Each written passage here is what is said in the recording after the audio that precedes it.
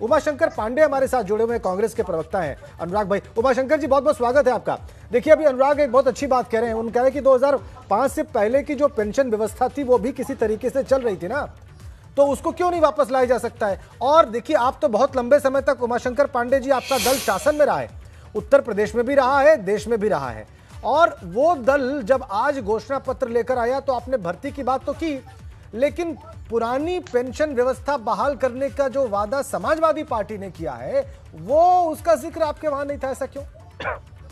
आप पक्ष में हैं कि नहीं? पहली बात तो जी, देखिए, पहली बात ये जो आज का घोषणा पत्र आया है कि युवाओं और बेरोजगारों के लिए, अभी हमारा जो समेकित घोषणा पत्र है अभी वो आएगा। अच्छा। महिलाओं के लिए घोषणा पत्र जारी किया गया, आज युवाओं बेरोजगारों के लिए घोषणा पत्र जारी किया गया। सरकारी नौकरियों के 20 लाख लोगों को हम रोजगार कैसे देंगे, इसका पूरा रोड मैप इस घोषणा पत्र के माध्यम से रखा गया। जो खाली पद हैं वो भरे जाएंगे, नए पद सृजित किए जाएंगे, युवाओं को और बेहतर रोजगार देने के लिए भारतीय जनता पार्टी के निजीकरण का अभियान चल रहा है। चंद लोगों को फायदा पहुंचाने के लिए उसको रोककर और उसका मालिकाना हक फिर सार्वजनिक क्षेत्र के लोगों को दिलाने का रोड मैप आज इस घोषणा पत्र में रखा गया है। जहां तक पेंशन कर्मियों की बात है, जो पुरानी पेंशन बहाली की बात है, उसके लिए प्रियंका गांधी जी ने पेंशन के लिए आंदोलनरत तमाम अटेवा और उनके तमाम पदाधिकारियों के साथ प्रियंका गांधी जी ने पहले ही लखनऊ में मीटिंग की थी और उनकी तमाम मांगों को सरकार बनने पर पूरा करने की बात उन्होंने उसी समय कह दिया था। ये करीब 1 साल पुरानी मीटिंग है। जो हमारा जो मैनिफेस्टो आएगा, जो आदरणीय सलमान खुर्शीद जी जिसके चेयरमैन है वो उसको बना रहे हैं, जब वो घोषणा पत्र आएगा उसमें पुरानी पेंशन बहाली का पूरा जिक्र होगा।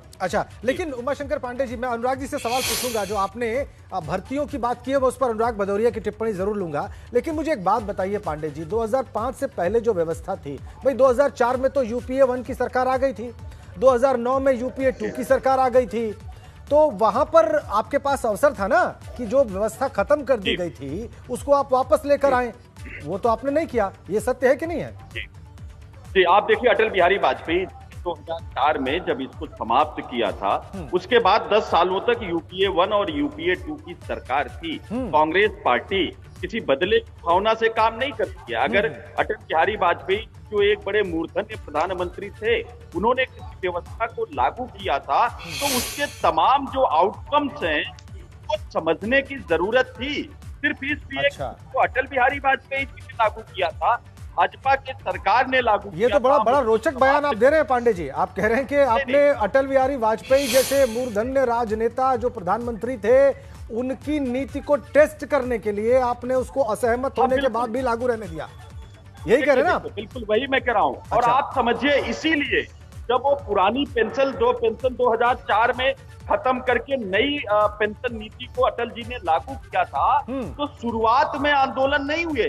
ये जो अटेवा और तमाम ऑर्गेनाइजेशंस बने, जो लोग आंदोलनरत हुए, उन्होंने भी पेंशन की स्कीम को, नई पॉलिसी को समझा। अच्छा, ठीक है। और जब उनको लगा कि चलिए, अब आपका बयान पब्लिक डोमेन में है पांडे जी, आपने बहुत रोचक बयान दिया है। कांग्रेस पार्टी भी मैं कोई नहीं हूं इसको काटने या सही सिद्ध करने वाला, लेकिन आपकी बात अब पब्लिक के बीच में, और आप कह रहे हैं कि आप जब घोषणा पत्र लाएंगे तो उसमें इन तमाम बातों का जिक्र होगा और पुरानी पेंशन व्यवस्था की बहाली की बात भी आप कर सकते हैं।